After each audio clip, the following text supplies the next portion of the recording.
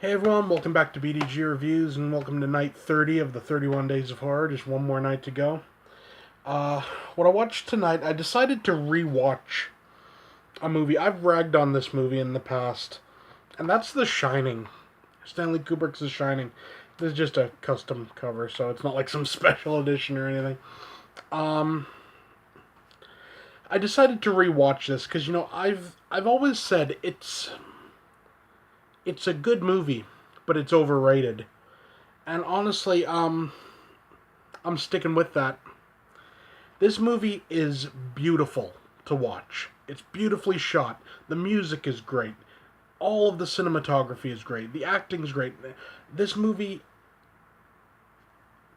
I should love this movie, but I don't. Honestly, I don't know. I find this movie boring. People always go on like, oh, it's like the scariest movie ever. It's like, no. I didn't find anything scary with this movie at all.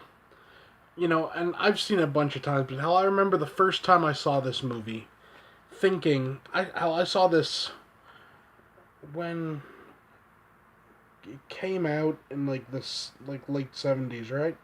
Um, I remember I picked it up on VHS from the library of all places, so that's giving you like a time frame there. So it must have been late 80s, early 90s. And I remember putting it in, starting the film, and within 5 minutes of seeing Jack Nicholson's character, I remember thinking, yeah, this guy's gonna go crazy.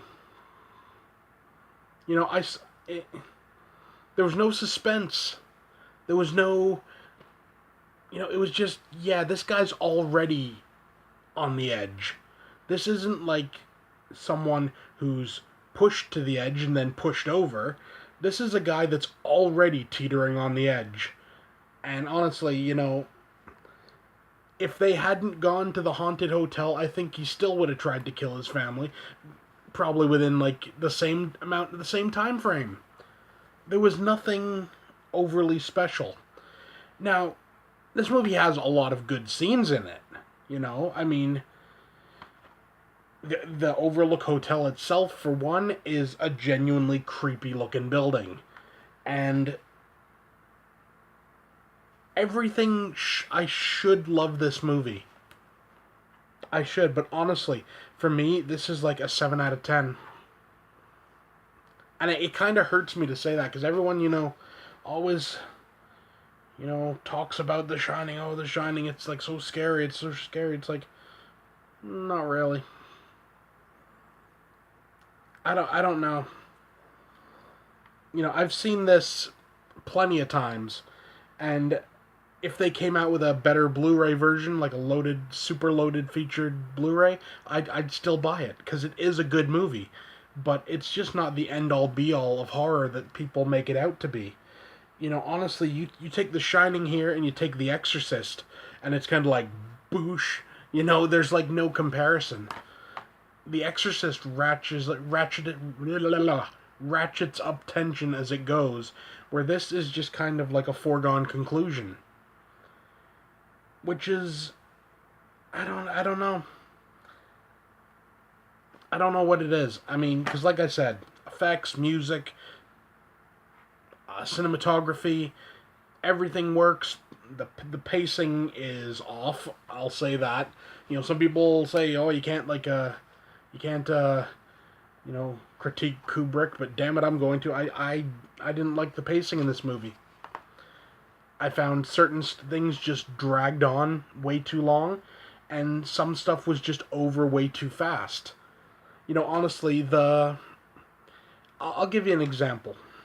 The whole thing with Room 237, and like the old dead woman in it and everything. I feel you could have milked that a lot longer. You could have really ratcheted up a lot of tension with that. With the thought that you could even play it off like maybe someone actually is in the thing in the hotel, but then it's just kind of like Danny got strangled or whatever. Like, okay, I'll go look or whatever, and then like That's it. I don't know. I don't know. I just don't dig the pacing. So, like I said, I'm not busting its balls for being a bad movie because it's not. But I don't know. I just don't. I just don't get it. I really don't.